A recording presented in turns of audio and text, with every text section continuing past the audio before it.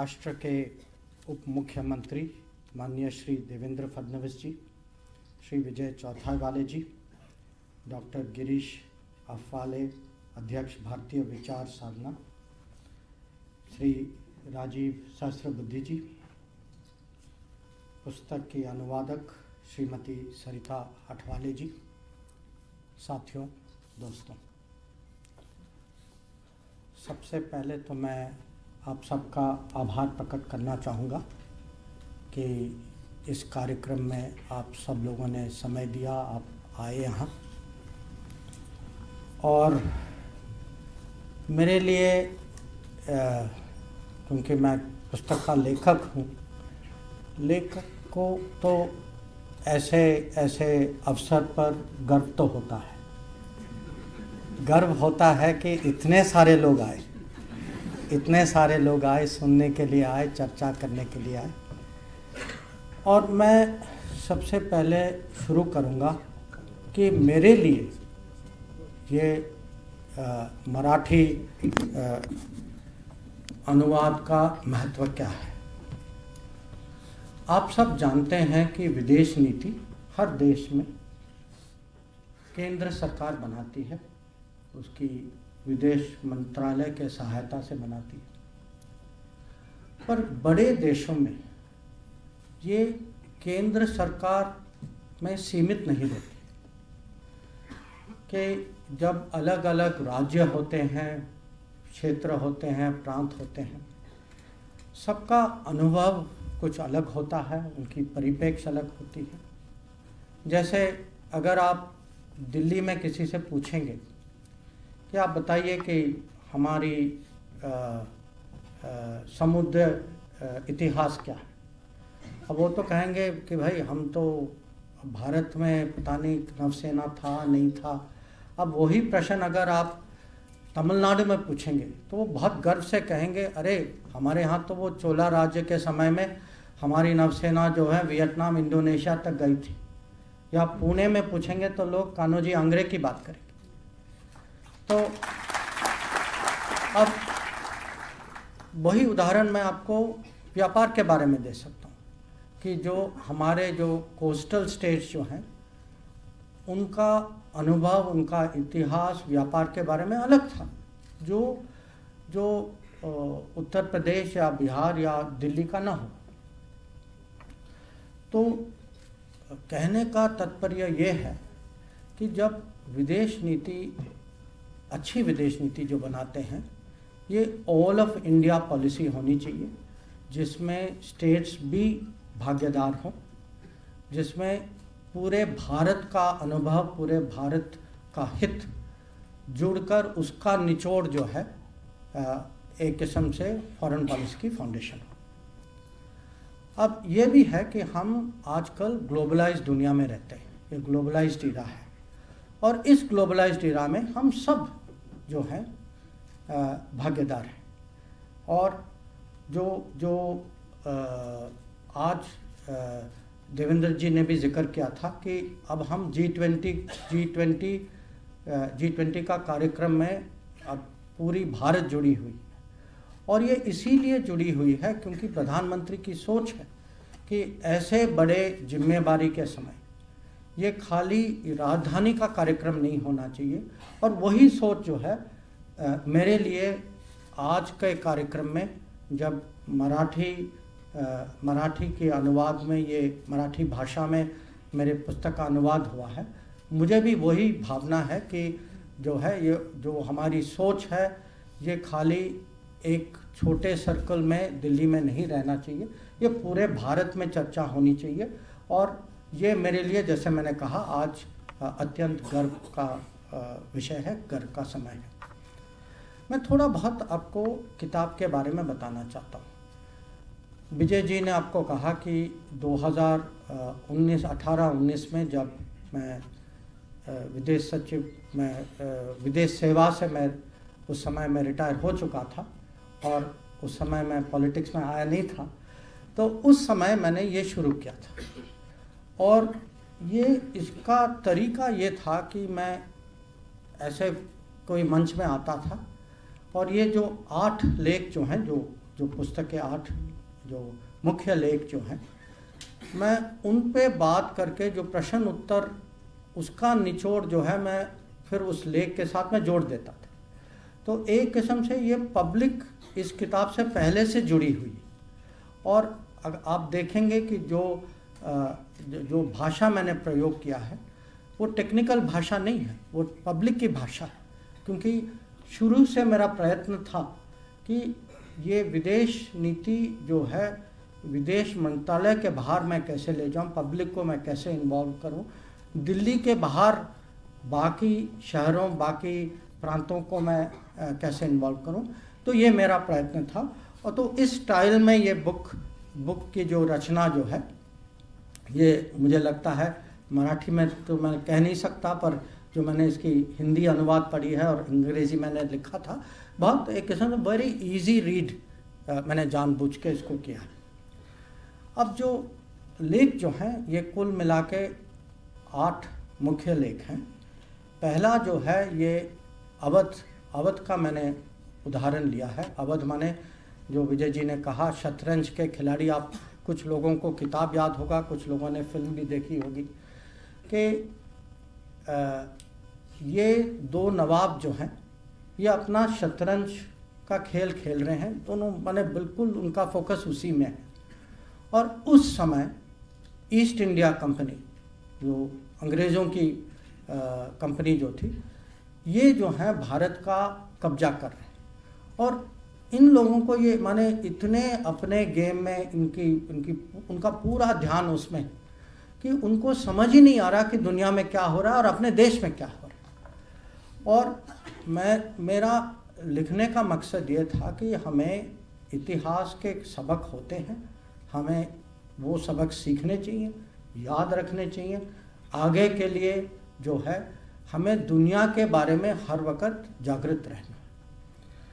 दूसरा लेख जो है उसी को डेवलप करते हुए ग्लोबलाइजेशन पर। अब आज अगर कहीं भी आप दुनिया में जाएं, किसी भी जो विदेश नीति के बारे में मंत्री हों या कोई स्पेशलिस्ट हों या कोई राजदूत हों, उनसे आप कहेंगे कि आप मुझे दुनिया की स्थिति अगर आप एक शब्द में दें, वो शब्द क्या होगा? और लोग कहेंगे ग्लोबलाइजेशन।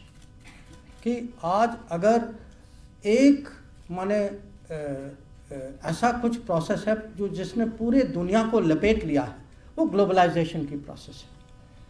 पर मेरे लेख में मैंने ये एक किस्म से चेतावनी दी है कि ग्लोबलाइजेशन की भी अपनी कमियां हैं, उसकी चुनौतियां हैं, उसके खिलाफ एक रिएक्शन भी अलग अलग देशों में हो रही है।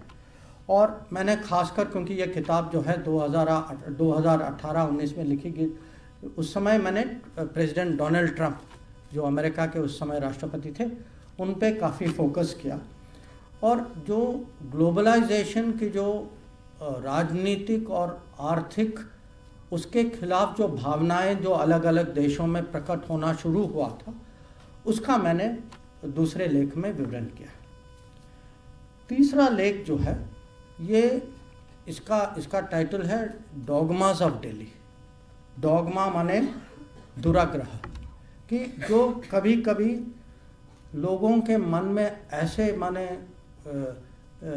अड़ जाते हैं कि जब दुनिया बदलती है, ज़माना बदल रहा है, वो जो है उसके साथ वो साथ साथ चल नहीं सकते, उनकी सोच कहीं पीछे रह जाती है। उनको लगता है कि हम पुरानी आदतों से ही दुनिया को देखें। तो ये एक किस्म से परिवर्तन का मैसेज है कि दुनिया बदल रही है, हमें भी बदलना चाहिए, और अगर हम नहीं बदलेंगे इसका हमें काफ़ी नुकसान हो सकता है। चौथा लेख जो है एक किस्म से मैं कहूँगा विदेश नीति, फॉरेन पॉलिसी पर ही है, पर ये एक जन भागीदारी का तर्क है कि अगर आप देखेंगे कभी कभी जो विदेश नीति से जुड़े हुए हैं, उनके खिलाफ ये आरोप लगाया जाता है कि वो अपने आइवरी टावर में बैठ के दुनिया के एनालिसिस करते हैं, कि वो ज़मीन से जुड़े नहीं हैं। उनको कभी कभी पता नहीं होता कि ज़मीन में लोगों उनके हित क्या हैं, उनकी भावनाएं क्या हैं। तो इसमें मेरा तर्क ये है कि ये विदेश नीति को आप खाली मैंडरिन्स पर न छोड़ें। मैंडरिन्स माने जो विदेश नीति जो बाबू हैं, जो पॉलिसी मेकर्स हैं, जो विदेश सेवा, जैसे मेरे जैसे लोग जो विदेश सेवा में उस समय काम करते थे, और कभी कभी मासेस, जन की आवाज़ को भी सुने। और मैं इसका उदाहरण देता हूँ आपको। 1980 के बाद आपने देखा होगा कि हम पश्चिमी दुनिया के साथ भारत का जुड़ाव, भारत के रिश्ते बहुत जल्दी से बढ़े। अगर हम में से कुछ लोग होंगे जो हो सकता है कि हम या हमारे रिश्तेदार वहाँ पढ़ने के लिए गए हों, काम करने के लिए गए हों, सब ने कभी न कभी वहाँ टूरिज़्म तो किया ही होगा। आप व्यापार देखें कि हमारे मार्केट किधर हैं, ज़्यादातर पश्चिमी दुनिया, यूरोप, अमेरिका के साथ है। तो हमारे हित जो हैं उसकी दिशा जो है वो वेस्टर्न वर्ल्ड की तरफ है, पर हमारे मन में वो आइडियोलॉजी है, कहीं वो गांठ है कि भाई उनसे दूर रहो। तो जो अगर आप रियल इकोनॉमी और जो पब्लिक की परिप्रेक्ष्य से देखें तो देश जो है एक दिशा में जा रही है, और जो फॉरेन पॉलिसी 1980 और 1990 की फॉरेन पॉलिसी थी वो दूसरी दिशा में जा रही थी। तो ये जो उस समय का जो तनाव जो था दोनों के बीच में, इस पे मैंने लिखा है कि हमें जो है नीति बनाते वक्त हर समय पब्लिक के साथ जो जनता में जो फीलिंग जो है उसको भी हमें साथ लेके जाना चाहिए। फिर 2 देश हैं ऐसे जिसमें मुझे लगा कि उनके लिए मैंने थोड़ा एक्सक्लूसिव अटेंशन देना चाहिए। एक आपको लगेगा कि बहुत स्वाभाविक है, वो चीन है। और जो लेख जो है कि हम चीन को कैसे मैनेज करें, और मैंने चीन पे खास करके ध्यान दिया क्योंकि चीन जो है एक असाधारण पड़ोसी है। हमारे बहुत पड़ोसी हैं, पर चीन एक ही पड़ोसी है जो ग्लोबल पावर, हो सकता है कि सालों में सुपर पावर भी एक बन जाए, और ग्लोबल पावर के साथ बिल्कुल बगल में रहना इसकी अपनी चुनौती होती। तो इसका सुझाव जो है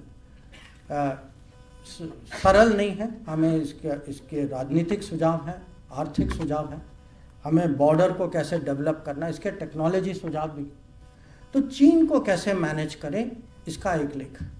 और दूसरा देश जो है वो जापान है, क्योंकि मुझे लगा उस समय कि हमने जापान का पूरा लाभ, उन रिश्तों का पूरा लाभ नहीं उठाया, कि सालों से हमारी जो समझ जो थी जापान की, कि जापान से हमें इकोनॉमिक बेनिफिट, आर्थिक लाभ मिल सकते हैं, पर जापान की टेक्नोलॉजी और आजकल जापान की सिक्योरिटी उनके सिक्योरिटी, क्योंकि उनका प्रभाव जो है, और कभी कभी आजकल आपने देखा होगा कि जापान की फ़ौज भी जापान से काफ़ी दूर आती है। तो जापान का कैसे पूरा लाभ लें, और उसी को आगे बढ़ाते हुए एक लेख जो है वो इंडो पैसिफिक, ये एक नया कॉन्सेप्ट है। और इंडो पैसिफिक का महत्व ये है कि आजकल भारत की पहुंच, भारत का प्रभाव जो है ये हिंद महासागर से आगे जाकर प्रशांत महासागर तक पहुंचा है।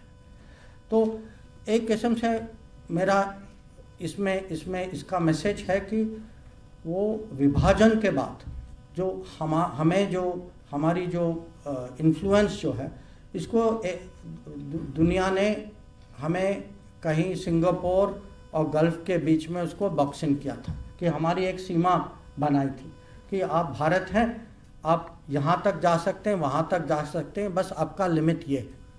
तो आज जो है भारत का प्रशांत महासागर तक पहुँचना, और वहाँ हमारी आर्थिक सहयोग हो या राजनीतिक हो या सुरक्षित हो, तो हमारी पहुंच कैसे पिछले सालों में कैसे बढ़ी। और 8वां जो था वो एक किस्म से मेरा फेवरेट है, जिसके बारे में दूसरों ने भी कहा, ये महाभारत पे मैंने लिखा था। कि श्री कृष्ण, इसका टाइटल है इंग्लिश में कृष्णास चॉइस, मराठी में मेरे ख्याल से कहते हैं श्री कृष्ण निवात, हाँ,